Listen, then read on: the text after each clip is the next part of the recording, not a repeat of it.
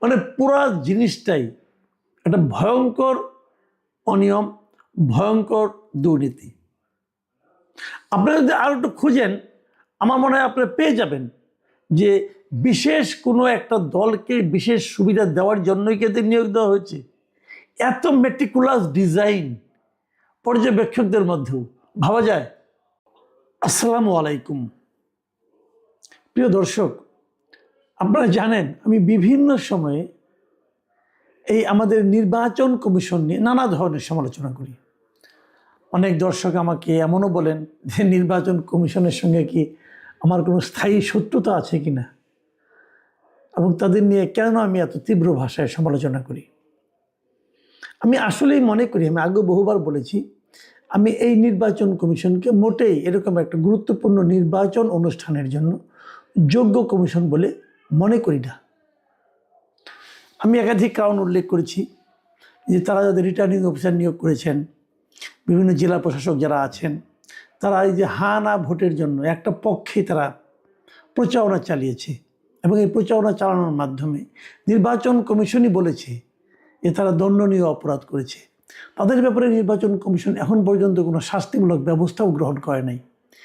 এই সমস্ত লোকগুলি যারা দণ্ডনীয় অপরাধ করেছে নির্বাচনের পরিচালনার ক্ষেত্রে, তাদেরকে দিয়ে আবার নির্বাচন পরিচালনার জন্য তারা বসে আছে। এটা অন্যায়। যাই হোক, সেগুলো নিয়ে আমি অনেকবার বলেছি, ওগুলো আবার রিপিট করতে চাই না। আজকে আমি একটা তাদের এর মধ্যে তারা, আমি আর একটা কথা বলি নাই, এর মধ্যে তারা, আপনি নিশ্চয়ই এটাও দেখেছেন যে পোস্টাল ব্যালটটিও তাদের মধ্যে নানা ধরনের কিন্তু অযোগ্যতার আমরা প্রমাণ পেয়েছি। সর্বশেষ যে ঘটনাটা ঘটেছে বলে আমরা পত্রিকায় পেলাম, এই পত্রিকার এই রিপোর্টটার জন্য আমি দৈনিক প্রথম আলোকে ধন্যবাদ জানাচ্ছি, এবং প্রথম আলো দুইজন রিপোর্টার রিয়াদুল করিম এবং হাফিজুর রহমান, এই দুজনকে আমি বিশেষভাবে ধন্যবাদ দিচ্ছি, কারণ ওনারা অনুসন্ধান করে একটা রিপোর্ট করেছেন। এবং সেই রিপোর্টটা কি? সেই রিপোর্টটা হলো এই আসন্ন নির্বাচনে যে পর্যবেক্ষক নিয়োগ করা হবে, এই পর্যবেক্ষক নিয়োগের ক্ষেত্রে এই নির্বাচন কমিশন কী পরিমাণ অযোগ্যতার প্রমাণ দিয়েছে তার একটা বিষয়।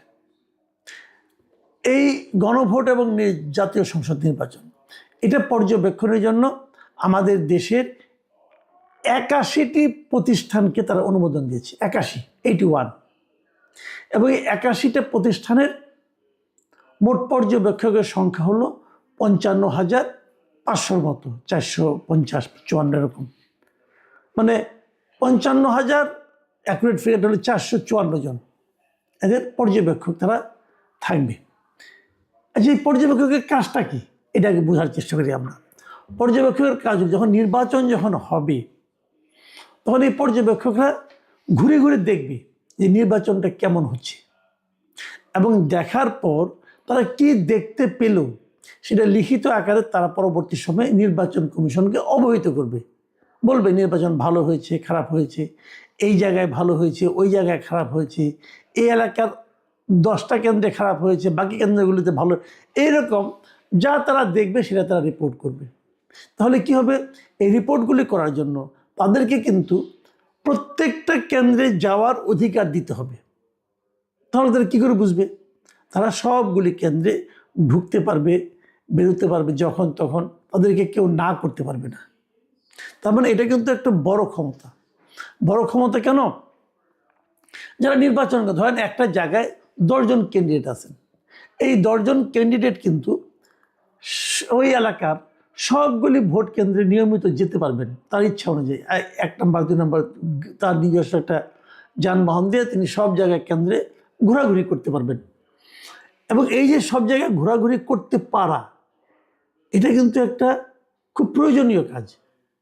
এখন ধরেন একজন ক্যান্ডিডেট, সে একটা কেন্দ্রে আছে, ওই এলাকায় মনে করেন আপনার 40টা কেন্দ্র আছে, তা বাকি কেন্দ্রগুলো যদি তার কিছু লোক থাকতো যারা অন্য কেন্দ্রে যেতে পারতো, তাহলে তার জন্য একটা সুবিধা হতো, কারণ তার প্রতিপক্ষ কোনো অনিয়ম করছে কি করছে না এটা দেখার জন্য একটা লোক থাকতো। আপনি হয়তো বলবেন সব কেন্দ্রেই তো তার এজেন্ট আছে, থাকলেও কোনো কোনো জায়গায় হয়তো এজেন্টটা বেশি কিছু বলতে পারে না, দুর্বল এজেন্ট হয়ে যায়, কিন্তু সবগুলোতে যেতে পারার কিন্তু একটা আলাদা সুবিধা আছে।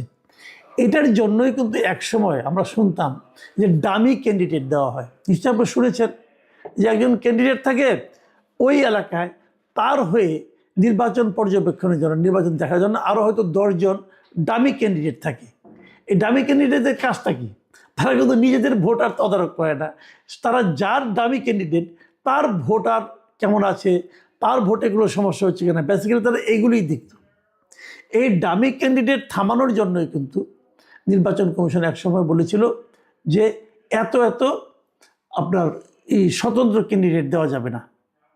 তখন তারা কিন্তু স্বতন্ত্র নামে নেমে যায় এবং একজন দুইজন প্রার্থীর ডামি হিসাবে সব জায়গায় ঘোরাফেরা করার একটা অধিকারও পায়।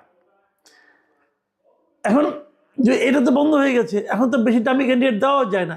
কিন্তু যদি একটা এলাকায় তার 20 জন পর্যবেক্ষক থাকে এবং এই 20 জন পর্যবেক্ষক যদি কোনো একজন প্রার্থী কিনে নিতে পারে, বলে তুমি পর্যবেক্ষণই করবা কিন্তু আমার হয়ে সব জায়গায় দেখবে, দেখভাল করবা, আমার পক্ষে কাজ করবা, তুমি যেহেতু সব কেন্দ্রে ঢুকতে পারছো, তা আমার প্রতিনিধি হিসেবে তুমি সব কেন্দ্রে ঢুকো, এটা আমার জন্য একটা সুবিধা। দেখেন হিসাবটা কিন্তু খুব সহজ। কাজে পর্যবেক্ষক হতে পারাটা একটা মানে মোটামুটি একটা লোভনীয় কাজ। তো এই এতক্ষণে কাহিনীগুলি বললাম। এখন কি দাঁড়াচ্ছে এখানে, যে একটা প্রতিষ্ঠানকে পাওয়া গেছে, এই আপনার প্রথম আলোর এই যে রিপোর্ট, এই রিপোর্টে যে জিনিসটা পাওয়া গেছে, তারা একটা প্রতিষ্ঠানকে পেয়েছে। সেই প্রতিষ্ঠানের নাম হলো people's association for social advancement, সংক্ষেপে পাশা। দেখা গেছে এই প্রতিষ্ঠানটাকে, এই যে আমি বললাম যে 55,454 জনকে পর্যবেক্ষক নিয়োগ করা হয়েছে, এর মধ্যে 10,559 জন মানে আপনার পর্যবেক্ষক এই পাশায় নিয়োগ দিয়েছে। তাহলে পাশাটা কি? এটা একটা এনজিও। তাহলে এটা কি অনেক বড় এনজিও? না, পরে দেখা গেলো এটা এনজিও না, একটা এমনি একটা সংস্থা। তাহলে এনজিও বলতে নিবন্ধিতও না। তো এই পাশা, এই প্রতিষ্ঠানটা কত বড় এনজিও একটা ধারণা করেন তো আপনারা। এই এনজিওতে মোট লোক সংখ্যা হলো মাত্র 1 জন। এনার যিনি মানে আপনার সৈয়দ হুমায়ুন কবির নামে একজন আছেন, উনি হলেন গিয়া এই এনজিও সর্বা, উনিই সব, উনি নির্বাহী পরিচালক, উনিই সব। মানে এই এনজিওতে কোনো লোকজনও নাই, উনি একাই এই 10,000 লোককে কী করে নিয়োগ দিলেন? অথবা উনি 10,000 লোককে নিয়োগ দিতে পারবেন, এই জিনিসটা নির্বাচন কমিশন কি করে বুঝলো? এই সমস্ত প্রশ্নের কোনো উত্তর নাই, উত্তর আপনি পাবেন না। এবং 10,000 লোক, এই 10,000 পর্যবেক্ষক সারা দেশের 300টা আসনের মধ্যে 127টা আসনে ওনার লোকজন দেখভাল করবে। 2 ধরনের পর্যবেক্ষক হয়। এক ধরনের পর্যবেক্ষক হলো তারা জাতীয় পর্যায়ের পর্যবেক্ষক, মানে তারা যে কোনো আসনের যে কোনো কেন্দ্রে যেতে পারবেন। আরেক ধরনের পর্যবেক্ষক হলো একটা কেন্দ্রে, মনে করেন একটা আসনে নির্বাচনী এলাকায় হয়তো ওখানে ওনার মনে করেন 50 জন পর্যবেক্ষক আছে, ওই 50 জন কেবল ওই নির্বাচনী এলাকাতেই থাকতে পারবেন, তার বাইরে যেতে পারবেন না। তো পাশার যারা পর্যবেক্ষক আছে, এনে কোনো কোনো নির্বাচনের এলাকা এমনও আছে যেখানে নাকি পাশার শতাধিক মানে 60-70 জন করে এবং 100-র উপরে আছে, এরকম হলো 41টা আসনে। 41টা আসনে পাশার প্রত্যেকটা আসনে 100 বা তার চেয়েও বেশি পর্যবেক্ষক আছে। ভাবেন, তার মানে কি প্রতিটা কেন্দ্রে তার এক বা একাধিক পর্যবেক্ষক সারাক্ষণ থাকবে। কিন্তু এরা কার কাজ করবে? এবং এরা যে কাজ করবে, এদেরকে পাশা নিয়োগ দিয়েছে, কিন্তু আসলে এরা টাকাটা পাবে কার কাছ থেকে? পাশা কি কারো কাছ থেকে টাকা নিচ্ছে? পাশা কি বিশেষ কোনো প্রার্থীকে সুবিধা পাওয়া দেওয়ার জন্য বলছে যে আপনি আমাকে এই 10 লাখ টাকা দেন, আপনাকে আমি 100 পর্যবেক্ষক দেব যারা আপনার হয়ে কাজ করবে? ভাবুন একবার, লেনদেনটা কোন পর্যায়ে গেছে? এবং তাদের কোনো প্রশিক্ষণ নেই। এই 2 রিপোর্টার যাদের নাম বললাম, ওনার সঙ্গে আলাপ করেছেন, করে জিজ্ঞাসা করেছেন এই নির্বাহী পরিচালক হুমায়ুন কবিরকে যে আপনারা এদেরকে নিয়োগ দিয়েছেন, এদেরকে কোনো প্রশিক্ষণ দিয়েছেন আপনি? ওইখানে কোনো প্রশিক্ষণ নাই। তো মানে পর্যবেক্ষণ কীভাবে করবে, এই জন্য তাদের কোনো প্রশিক্ষণও নাই। উনি বলেছেন এদের যারা দলনেতা থাকবে তাদের প্রশিক্ষণ দেওয়া হবে। দলনেতা আবার কি? মানে পুরা জিনিসটাই একটা ভয়ঙ্কর অনিয়ম, ভয়ঙ্কর দুর্নীতি। আপনারা যদি আরো একটু খুঁজেন, আমার মনে হয় আপনারা পেয়ে যাবেন যে বিশেষ কোনো একটা দলকে বিশেষ সুবিধা দেওয়ার জন্যই কি এদের নিয়োগ দেওয়া হয়েছে। এত মেটিকুলাস ডিজাইন পর্যবেক্ষকদের মধ্যেও ভাবা যায়? দেখেন নির্বাচন কমিশন করেছে কি, নির্বাচন কমিশন শুরুতে আগের নির্বাচনগুলোতে যারা নাকি পর্যবেক্ষক ছিল ওই সবগুলি প্রতিষ্ঠানকে বাতিল করে দিয়েছে। এখন বাতিল করে দিয়ে নতুন যখন তারা পর্যবেক্ষক নিয়োগ করতে চেয়েছে, যে কোথায় পাবে এত পর্যবেক্ষক? নির্বাচন আসে 5 বছর 6 বছর পর পর একটা করে, এত পর্যবেক্ষক এখানে আছে? নাই।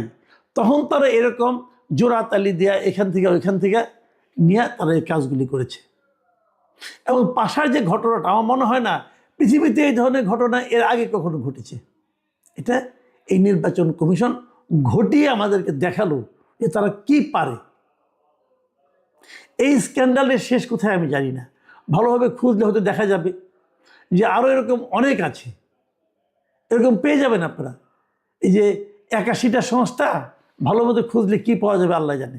সংস্থা আরও বেশি ছিল, ওটাকে বাদ দিছে কিছু, 2 দফায় তারা নিয়োগ দিচ্ছে আর কি। পাশাপাশি প্রথম দফায় ছিল না, পরের দফায় তাদের নামটা আসছে। তো এভাবেই নির্বাচন হচ্ছে, এবং এই নির্বাচনটাকে আমাদের প্রধান উপদেষ্টা এরই মধ্যে বলেছেন এটা হবে ইতিহাসের শ্রেষ্ঠ নির্বাচন। আল্লাহ রহম করুক। প্রিয় দর্শক, এখানে পর্যন্তই। আল্লাহ হাফিজ।